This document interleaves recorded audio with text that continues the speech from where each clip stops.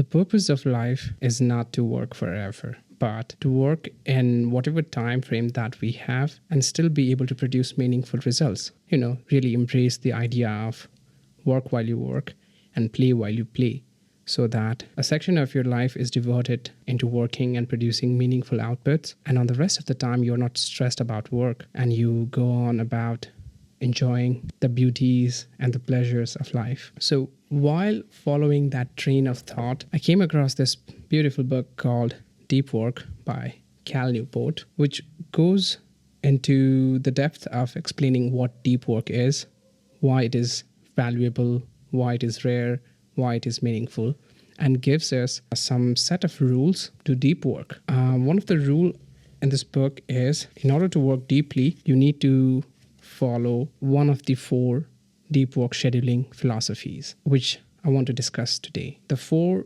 deep work scheduling philosophies are monastic, bimodal, rhythmic, and journalistic. So what's monastic philosophy of deep work scheduling? Imagine a scientist who wants to find the next big thing, who wants to mix quantum physics with classical physics, or want to find out the mysteries of black holes or white holes. Doesn't matter.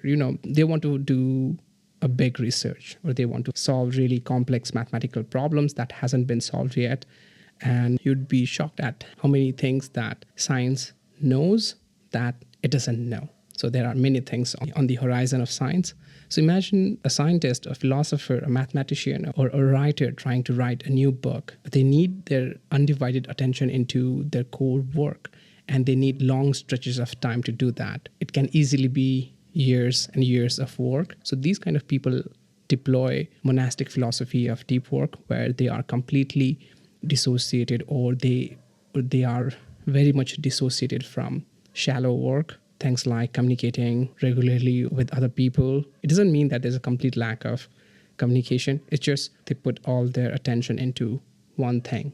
They usually deploy some sort of a buffer or assistant who would prioritize or go through their communication or correspondence and bring urgent matters to their immediate attention. But for majority of the people, I think this monastic philosophy of deep work doesn't work, which brings us to bimodal philosophy of deep work, in which you take a significant stretch of time. For example, you could take 2 months in a year or 1 month in a year. You could also take a few weeks every single quarter or 1 week every single month. There is no clearly defined stretch, but it has to be more than a week, I think, based on my understanding, and less than a year. So if you take 1 month every single year to plan your year or do some research or study new thing, that can still be called bimodal philosophy of deep work scheduling. The goal is just you split your time in 2 parts, such that in 1 part you are completely devoted to one thing. You focus on all your efforts into one thing, and on the other part, on the other half, you are more concerned with your day-to-day business or work as usual. There's a good example of Carl Jung, and in 1920s, he was diverging from his mentor Sigmund Freud, who was a big name at the time, and he wanted to produce his work in such a way that it can combat against Sigmund Freud's theory of how brain works and so on. But Carl Jung also has his bills to be paid, so he had to attend his clinical practice, or maybe he had just clients who needed attention. So what he would do is he would take retreats every once in a while, go away out of the city, and he would just focus on the theory of human mind or human consciousness that he was studying at the time. He would take long walks in the forest, and he would plan his next day's writing later on at the day. And once he would complete this retreat, every once in a while, he would come back to the city and he would do anything but deep work. He would look after his patients, run his clinic, things like that. So this is a bimodal philosophy of deep work scheduling. And again, it may not work for everyone. And third, the rhythmic philosophy of deep work scheduling. I think this one works for a lot of people. It's if you compress bimodal philosophy of deep work into one day, I think you get rhythmic philosophy. The idea is just to set out a block of time every single day and work on that period of time. I'll give you 2 examples. One is, let's say you have your regular day job, 9 to 5, and in the morning you wake up early on, you freshen up, and then you block 2 to 4 hours of time, depending on how much you get, how early you wake up, and you focus on learning new things. And you write, you study, all those things, and you do something with it. Maybe use it in a business that you are expanding, maybe make a YouTube video, do something with it, right? There's a purpose to the work that you're doing.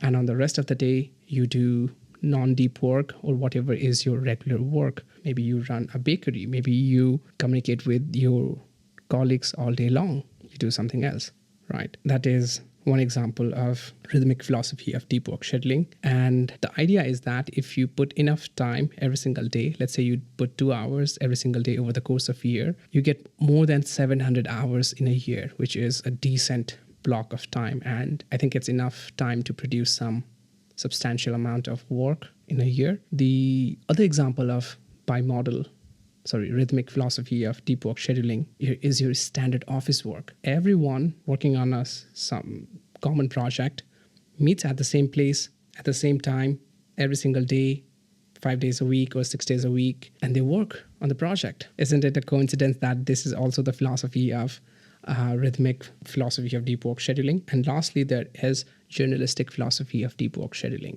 Think how in a moment's notice, journalists have to produce some news piece of breaking news, or they might have a very tight deadline on when they need to produce certain reports.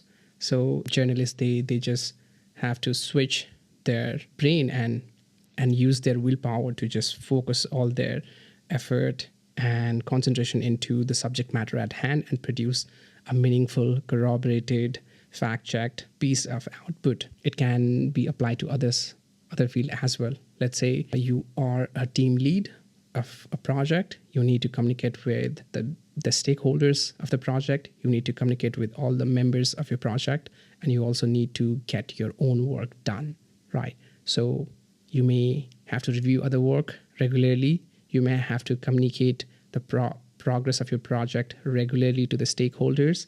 And in between juggling those two tasks, you also have to squeeze in your own work that is important to the project. So in a nutshell, there are 4 philosophies of deep work scheduling. Monastic, in which you dedicate long stretches of time, multiple years on end, to work on something. It's usually your magnum opus, or you could also work on multiple magnum opus if you fancy that. Then you have bimodal philosophy of deep work, in which you take out a chunk of time and just work on a topic of your interest within that time period, and the other period you may or may not do deep work. The way I see it, you can switch between bimodal and rhythmic philosophy time and again. In rhythmic, you dedicate every block of time every single day. For example, what I do is every single day after I wake up and I'm fresh, what I do is I try to study new topics, write about it, write my own thoughts surrounding it, combine multiple thoughts, combine multiple ideas, and try to create something new. And also present that at the end of the day to YouTube. So that is how I use rhythmic philosophy of deep work scheduling, create meaningful output. And thirdly is journalistic, in which you are doing a bunch of different work, but are able to switch to a deep work mode and just work deeply. Yeah, that's my understanding of how to work deeply. Again, I would like to gently remind that the idea of deep work is not to just work all the time. The idea is to utilize the time that you have and get the best out of it, get the bang for a buck, and have the other remaining time stress-free from work. Because in my experience, what has happened is there is no clear distinction between when I work and when I don't work. Even outside of work, I'm constantly thinking about a problem or thinking some aspects of work. And during work, I am either busy communicating on emails or watching memes or doing distracted work. So what I found is in the period where I am very disciplined and focus on my work, block my time for 2 hours and work on it without distraction, then switch to a distracted mode where I look into communications and see what's going on at work. That helps me to be productive. And it really depends on what kind of work you do. So take everything that I say with huge grain of salt, like I say all the time. If you have any thoughts, comments regarding this, let me know. I'll catch you in the next one. Bye-bye.